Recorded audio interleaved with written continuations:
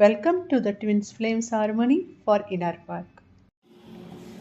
Hello everyone, कैसे हैं आप सब। मैं कोमल अरविंद और आज बात करते हैं संस्कार के ऊपर, सोल संस्कार के ऊपर।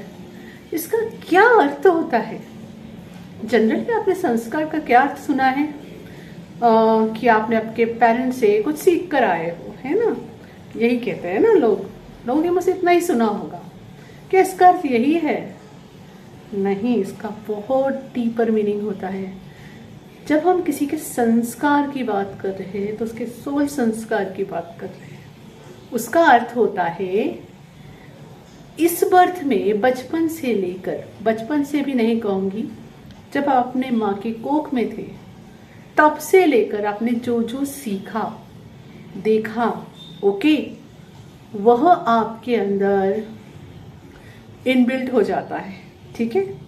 और उसके बाद अगर और पीछे जाए तो आपके पास्ट लाइफ में भी तो आप काफी कुछ सीख कर आए हैं, वह भी वहां इनबिल्ट होता है, ठीक है। तो जब हम कहते हैं किसी के संस्कार के बारे में तो हम उसकी सोल संस्कार की बात करते हैं, जिसका मतलब होता है उस पर्सन के जितने जन्म हुए हैं वहां से लेके आज की डेट तक उसने क्या सीखा है और क्या नहीं सीखा है, ठीक है। क्योंकि हम जब संस्कार कह रहे हैं तो इसमें हमारे अच्छी चीजें भी सीख कर आए, बुरी चीजें भी सीख कर आए, लेकिन कई चीजें हमने अनलर्न भी तो की है, राइट। तो जब हम कोई चीज पता चलती कि ठीक नहीं है और उसे हम स्टॉप करते हैं या हील करते हैं या अनलर्न करते हैं, इसका मतलब हमारी सोल ने वहां क्या सीखा, विस्डम सीखा, है ना। डार्कनेस से बाहर निकलना सीखा। तो वो भी कहाँ इनबिल्ट हुआ, उसे क्या कहेंगे, वो भी आपके संस्कार में आया। तो आइंदा अगर कोई संस्कार कह रहा है तो उसका शब्द का अर्थ क्या हुआ, जो भी आपने लर्न किया और अनलर्न किया शुरू से, पहले वर्ष से लेके आज अभी इस मोमेंट तक, वह आपके संस्कार में आता है।